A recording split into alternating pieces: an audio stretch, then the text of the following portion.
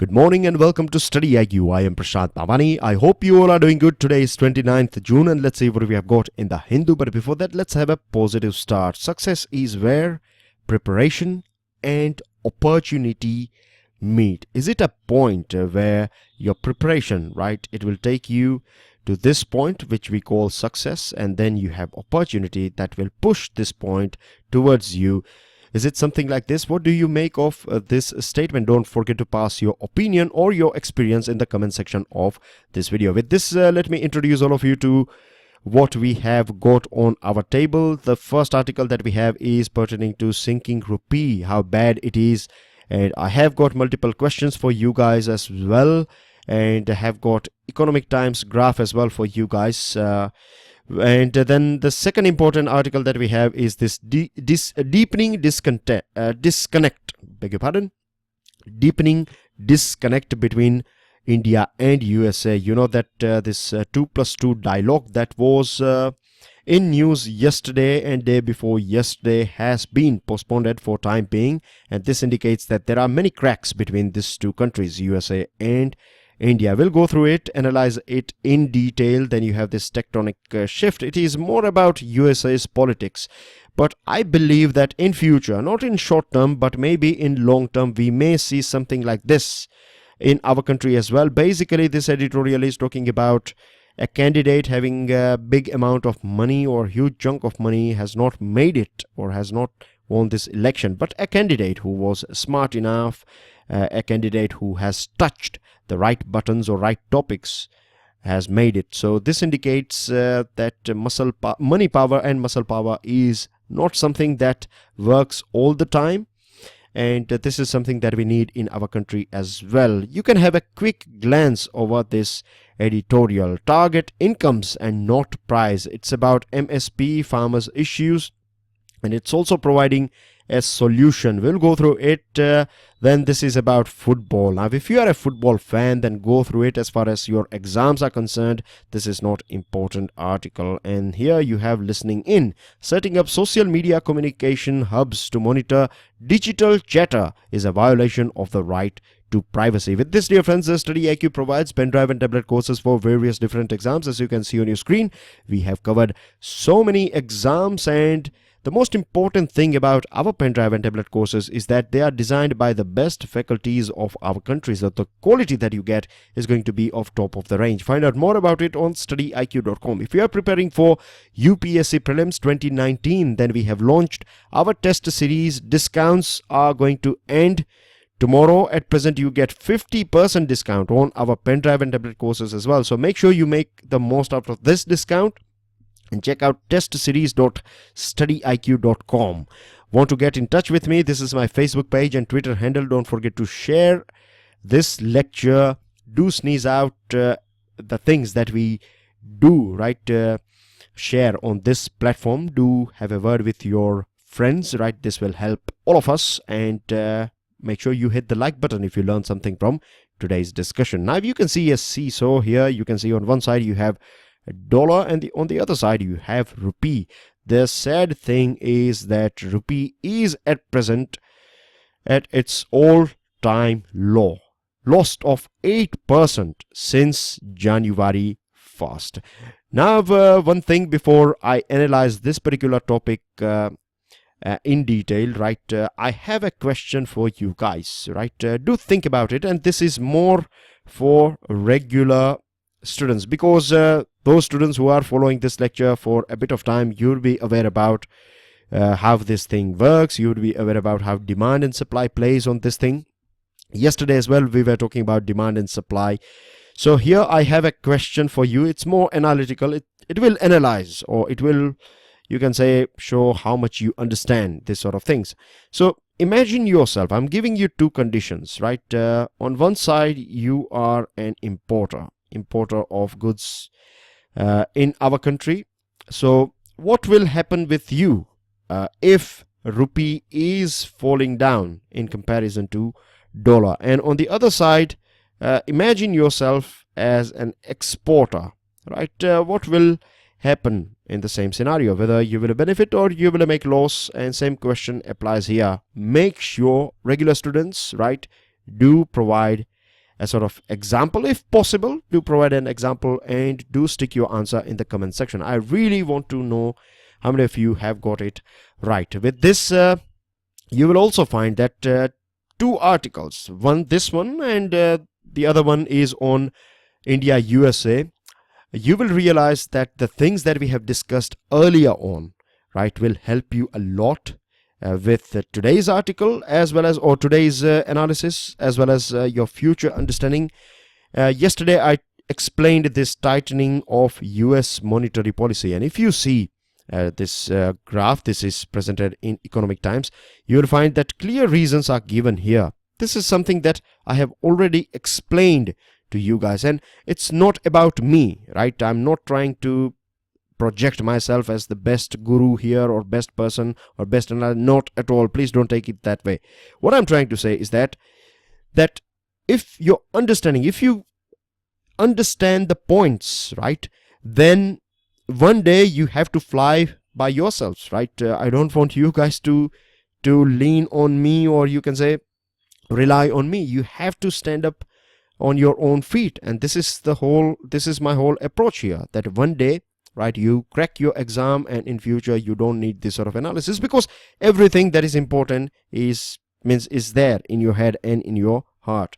So tightening of US monetary policy is one of the main reason. You can read here, most important reason behind this fall of rupee is tightening, because all the money is flying back to USA. And here you will find a very good example as well. Make sure you download this file and go through this example, or you can check out Economic Times front page.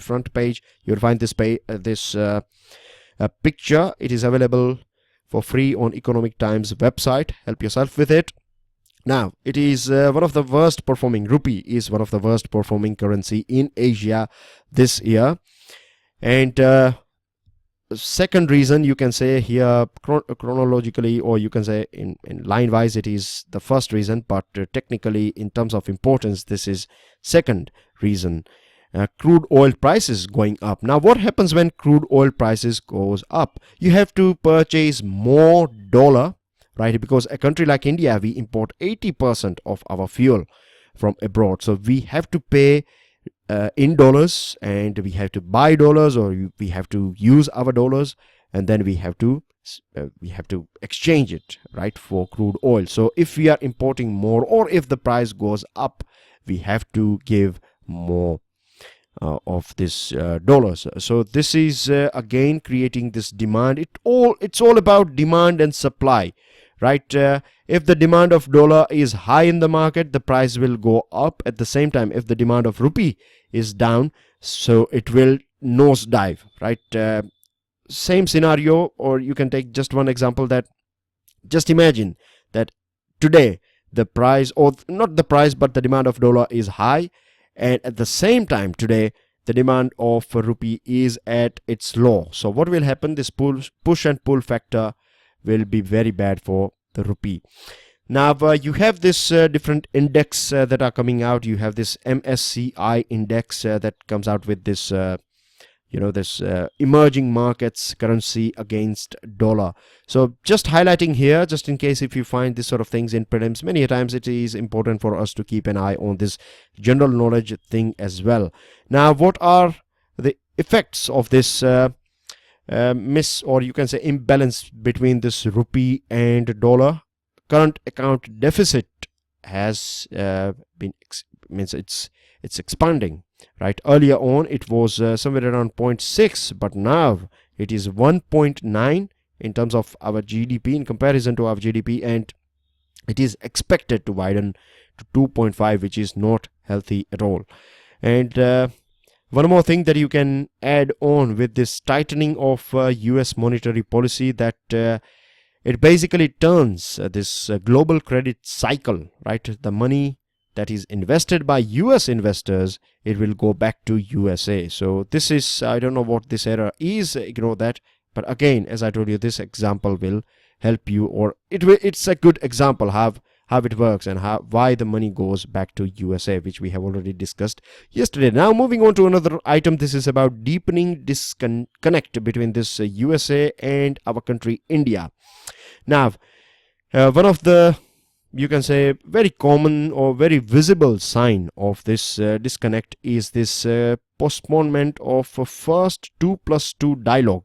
2+2 is about a meeting between External Affairs Minister of India and Defense Minister of India with their counterpart, right?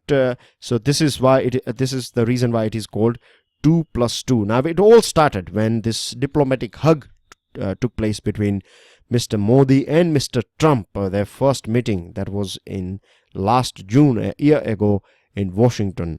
And this 2+2 was a product or outcome of this meeting. At that point of time, it was looking, that two leaders or two big countries, many articles were written on this thing, that oldest democracy and biggest democracy are hugging each other. They have many things in common. They can work together. They can look after the whole world and things like that. So many good things were written at that point of time. But now we have two big problems that are one major reason, you can say, for this deepening disconnect. The first one is this CAATSA. CAATSA stands for Countering America's Adversaries Through Sanctions Act. And here you have two targets of USA. One is Russia and Iran. And the other one is stepping out from this Iran nuclear deal, right, by USA. So these are the two main reasons why we see this widening or deepening disconnect between these two countries. Now we will analyze it in detail. I have some important points. I'm sure regular students, you have many things in your mind as we are speaking now, because we have talked about this thing many a times. On CAATSA, one of my colleague Prashant Dhawan came out with a very you can say informative and analytical special video lecture on Iran nuclear deal. I have delivered lecture and I have talked about it many a times as well. So this is another reason why you have to be regular with this discussion. Anyways, dear friends, now remember this term strategic autonomy. Earlier on we were speaking, India was talking about our relationship with USA, how under Trump administration relationship between India and USA are getting stronger and stronger. We have talked about this thing as well, that relationship are at its peak under Mr. Modi and Mr. Trump's administration. Then we had this Mr. Modi's meeting with Xi Jinping, this informal meeting. Then we had this Mr. Modi's meeting with Mr. Putin. This was again an informal meeting. And then later on we used this terminology called strategic autonomy. When India is saying that, or when we are advocating a course of strategic autonomy, then what we are trying to achieve here is that, see, this is our country, India, right? And then you have three major players. You have Russia on one side, then you have USA, and then you have China. Now with China, we are their neighbors, and we have like a relationship dating back 2000 years. We had a war with them as well. We are competitors as well as far as USA is concerned. Relationship were not that good particularly after this nuclear test. But as far as our people to people contact is concerned, right, we have Indians living in USA. They are doing very well over there, and this is a strong bond. And now the way things are going on in different parts of the world, USA has started building or shaking hands with our country. So they are also trying to build a good relationship with our country. It's a two-way street, of course. Russia, defense partner, right? It has association with our history as well. So all these countries are important for us, and they are important global powers as well. One common thread is that all these three countries are part of United Nations Security Council. They have this veto power and everything. Now India was a little bit earlier on, if we go back in history, then yes, Russia and India were more closer than India and USA. And then we also saw this cracks developing between India and China because of Doklam and other things. But now India has realized that rather than being, or having a sort of tilt towards USA, it is better to keep a fine balance, stand on your feet, and deal with all these three countries, right, without projecting or without being under anyone's umbrella. We have this capacity because we have this demand, we have this population, young population, that requires all sorts of products. We have natural resources as well in our country. We have this capacity to produce things. And so I can go on and on, right, about India and the things that are. So in a nutshell, I would say that we can keep a fine balance of relationship with all these three countries. And this is what we mean when we say this strategic autonomy. Very important understanding. This is something that is visible in our foreign policy at present, right? Very international relations or foreign policy, you can say, very important terminology for you to understand. Now, if we see this past words that we have used for each other, particularly USA said that India is a major defense partner. It has also said this thing that it is a net security provider of in Indian Ocean and things like that. But have we signed any agreement? No, we haven't signed any foundational agreement when we talk about major defense partnership. And this is one of the main reasons why we haven't seen any sort of major technology or transfer of technology taking place from USA to India. So this again is a big hurdle. We have talked about many things, but when it comes to action, we haven't took any action yet. Now, coming to this, another point of disconnect is this USA's policy on Afghanistan and Pakistan. Now, the way or the location of Afghanistan, as Afghanistan is a landlocked country, right? And the best access that USA had because of a bad relationship with Iran for a very long period of time, and influence of this USSR on this Central Asian country, the only option left with USA was this Pakistan. So they have supported Pakistan for a very long period of time. Money, technology, everything was provided and is provided by USA. The figures can go up and down at different point of time, but support has always been provided to Pakistan by USA. And many a times, or you can say most of the time, Pakistan has misused this money and support, and it has diverted huge amount of money and weapons and other things to create this sort of, this disturbances in Jammu and Kashmir.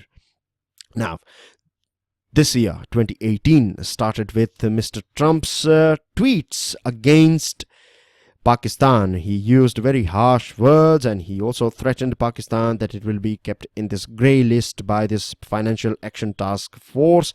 USA was the main country that pushed for this grey list on, or bringing Pakistan under this grey list of this FATF.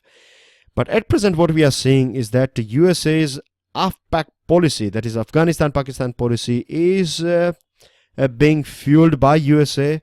Recently, we have seen that many important players of Washington and Islamabad and Rawalpindi. Islamabad means political leaders like then Prime Minister. At present, you have this temporary Prime Minister in Pakistan, but the previous Mr. Abbasi met important players of USA. And Rawalpindi, when we say Rawalpindi, we are talking about the army of USA. So the army chief also had an interaction with USA's important players. And then later on, this Kabul, Ashraf Ghani and other people, they interact. So what we see here, we see a sort of triangle taking place, right? And here, this triangle, you have USA, and then you have Pak, and then you have Afghanistan. So everyone is interacting with everyone here, right?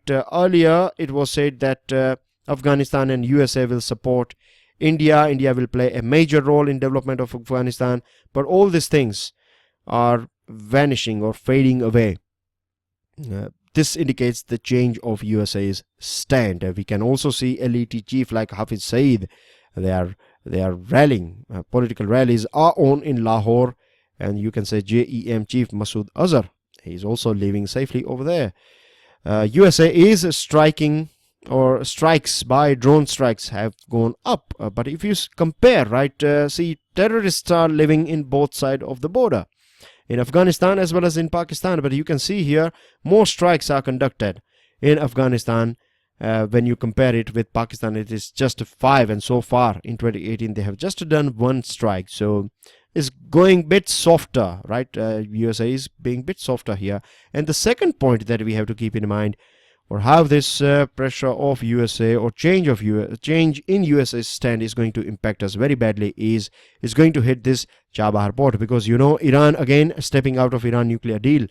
It has given a deadline to us that we should stop importing oil from Iran. A special video lecture is going to be out today. It's going to be in Hindi, but somewhere around 12:30 you will find this lecture on our YouTube channel, right? So you know, this Chabahar was considered, or in fact it is a gateway to Afghanistan for India. You can see this connectivity here, and it is also about international north-south trade corridor. So you find 2 adversaries of USA in this INSTC, Iran as well as Russia, because through this INSTC we are going to connect Mumbai with Moscow via Chabahar port. I have got one more picture for you guys. I will leave it on you guys. Everything has been said. You can have a quick glance over it. Again, I found this thing from Economic Times. I have added here. Trade talks are going on, again from ET, right? This is just things that you have to have a quick glance, right? It's a sort of add-ons for you guys. Now the third article that we have is target incomes and not prices. Now, if you know what happens in our country, and this proverb is definitely not applicable in our country. It's about you reap what you sow. What happens here when we have good rainfall, when we have excessive sowing, huge amount of land or extra land covered under sowing, and then we have this bumper harvest, demand and supply gets distorted, right? Demand and supply, when we talk about here, say for example wheat or rice or anything, you can take any imaginary product or crop in your mind. Now demand, say for example we have demand of 100 kilo per day in our country of rice, right? And if you are supplying 500 kilo, then of course, right, if supply is more and demand is less, then the value of this rice will go down. So what happens is that when we have good harvest or bumper harvest, the price of these products will come down, and this is a sort of bleeding situation for our farmers. At the same time, we are not very agile, we are not very quick when it comes to adjustments, what we can do with exports and imports.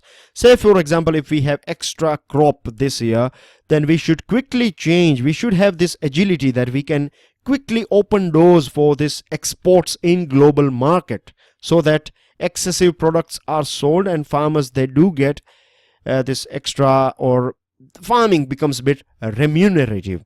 When products or supply is low, we should be quick enough to close this import door, so that we don't see floods of foreign products coming into our country and hitting our farmers. First we should finish our domestic product, and then we can open doors for imports. But we are not quick enough with this thing, and this is one of the reason. Now the government has announced during this budget that 150% minimum support price will be provided, and this will be counted on this production cost. Now the big question is, are we on the same page? The way government is calculating this production cost is a bit different, or altogether different, when you see it from farmers' perspective. So here again we are not in the same page, so this thing again is not going to be that successful. I have got a news item as well for you. This will add one more point in this thing.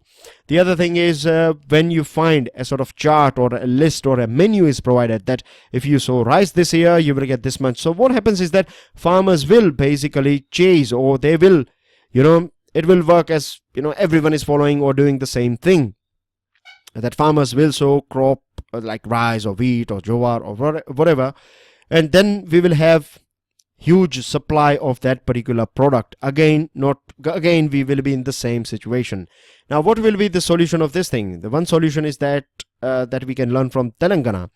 I discussed this thing in PIB analysis, I think 3 or 4 months ago. This was discussed. We analyzed this thing. If you have followed a PIB analysis, then Telangana, what they have, a new scheme has been decided by Telangana government, that rather than giving minimum support price, right, it is better to give money to farmers in advance. So you get 4,000 rupees per acre per season, right? It's not per year, it's per season. So Kharif, Rabi and Jaid season you get this money, or maybe just Kharif and Rabi season. And what happens when you give money to farmer in advance based on the land? First of all, you know exactly how much land a person is holding. And the second thing is, when money is given to you in advance, you can decide whatever you like. So farmers don't have to borrow money from money lenders. So no higher interest, no vicious cycle of this poverty. The other thing is, you can choose what you like rather than following MSP and this menu. You can go for cotton, you can go for anything you like, and then it will keep a fine balance. So choice will be in farmer's hand. This is something that we can do. And if you compare the money that you have to give to farmer and MSP, then you find that this works out a bit cheaper. Moving on, this is about listening in. Government wants to keep an eye on this chats or this digital chatters on social media. This will be implemented by Ministry of Information and Broadcasting.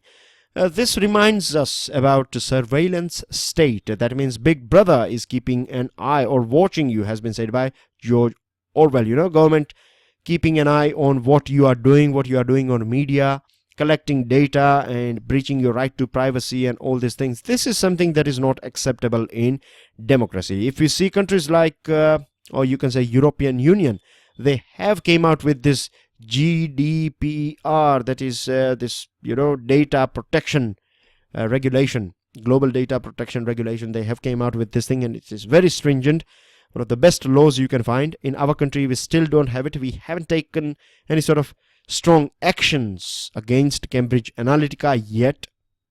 And there are arguments out there, people and government saying that we have to keep an eye on people for national security reason. Now, you should not mean this is not an excuse. You should rather come out with a fine balance between individual rights and national security, or when it comes to investigation of crime. It is the duty of government, because if you are going to collect data, then you are going to observe our behavior. And based on that, you will come out with policies. This is something that is not acceptable. With this, dear friends, have some pictures for you guys. This one is from the Hindu. Sadly, a plane crashed yesterday in Mumbai. And then you have this Paul Moore, the Prime Minister. He is interacting with top people. When I say top people, I mean to say all these marketers and advertisers and all these people, campaigners. So basically 2019 Lok Sabha election poll preparation is on. This one you will find on the first page of Economic Times. Then you have this air exercise that is going to take place between Indonesia, Malaysia and India. Have a quick glance over this thing as well. Then you have this picture. This is very interesting thing. We may find editorials and articles on this thing in future. This is about, you know, just like Jan Dhan Yojana and financial inclusion and this Mudra scheme and other things. So in the same way, what government is planning now, or public sector banks, they are going to come out with a website. And in this website, you can apply, you can fulfill your details and everything. And it will calculate and tell you whether how much loan you can get. So rather than you chasing or going to different banks, it is just a one-stop solution for your loan. So it will ease, you know, this ease of doing business. It will improve this thing if you can get a personal loan, home loan and auto loan. Everything becomes a bit quicker, and in future micro, small, medium enterprises will be covered under this thing as well. Again, one article, this is full article is available on Economic Times. Help yourself with it. And next to it you will also find this news item that entire country will be covered by monsoon in 15 days. Then you have some other news items from the Hindu, as you can see on your screen. CM Kejriwal may face conspiracy charge on this chief secretary assault case. More Indian money in Swiss bank. Revised relations with Iran has been said by Nikki Haley to India. Kharif sowing on, but see no minimum support price declaration by government. So this is a big question whether this 150% thing will work actually. Migration issue can make or break EU. Trump, Putin, they are going to meet in this Helsinki, and RBI steps in to control this record low of rupee. And Gabon, last page, you find a very strange orange crocodile. Do check out these articles right in the Hindu. Go through it. It will help you a lot with your understanding and the things that we have already talked about. With this, dear friends, these are your answers. These are your 2 new questions. That's everything in today's version. Right, 50% discount is available. Make the most out of it. And please don't forget to pass your comments, your opinions, share this lecture. I'll see you all soon. Enjoy your studies. Jai Hind.